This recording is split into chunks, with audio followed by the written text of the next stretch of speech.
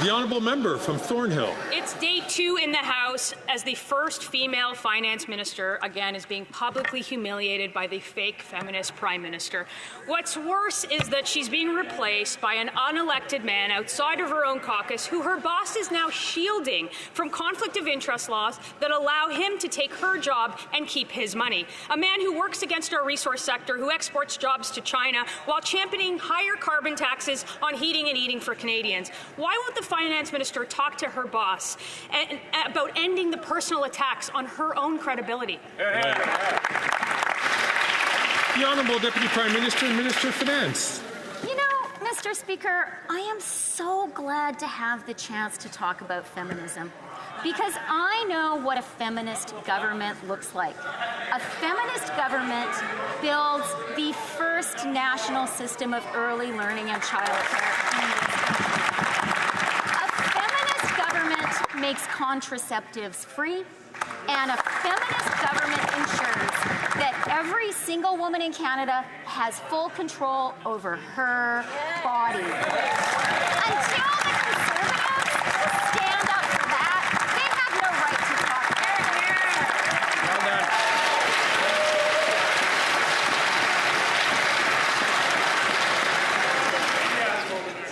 it. The honourable member from Thornhill. Fake feminist prime minister throws his finance minister under the bus with all the other ministers. The real record of this finance minister is record smashing 1 million people visiting a food bank in her province. In Ontario, 1 in 4 Canadians living in poverty. Canadians now spend more in taxes than they do on housing, on food, and on clothes combined. No wonder they're putting the training wheels back on for her. She can tell that to the Prime Minister. The Honourable Deputy Prime Minister and Minister of Finance.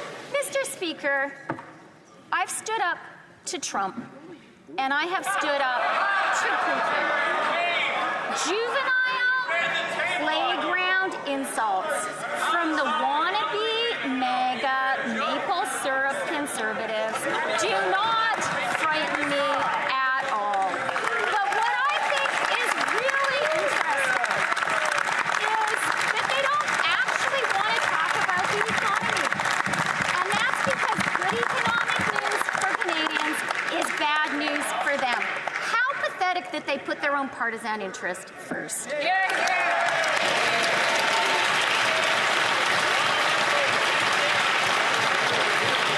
The honourable member from Haldimand Norfolk. After 9 years of this Liberal NDP government, taxes are up, costs are up, crime is up, and now time is up. This self-proclaimed feminist Prime Minister has repeatedly shoved aside strong women who have stood up to him. Now the Prime Minister is replacing the first ever female finance minister with an unelected Mark carbon tax carney. Why is this finance minister allowing herself to be publicly humiliated in this manner? The Honourable Minister. Mr. Speaker, it is a bit rich to hear the member of the Conservative Party pretend to care about feminism when their own leader was using misogynistic hashtags on their videos to attract men who hate women. Mr. Speaker, it was anything but feminist when they bring forward backdoor legislation to ban abortion and to take away women's right to choose their own rights, Mr. Speaker, or when they all voted against increased funding to combat gender-based violence or to support survivors. Mr. Speaker, their leader doesn't care about women or equality. He only cares about himself.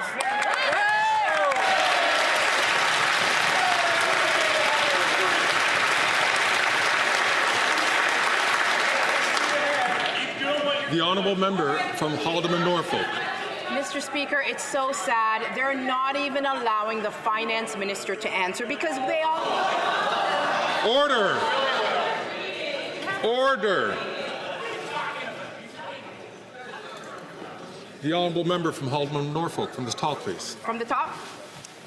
Mr. Speaker, they're not even allowing the finance minister to answer her own questions because they all know that the carbon tax is a failure. Canadians are suffering. There are over 1,800 homeless encampments in Ontario alone.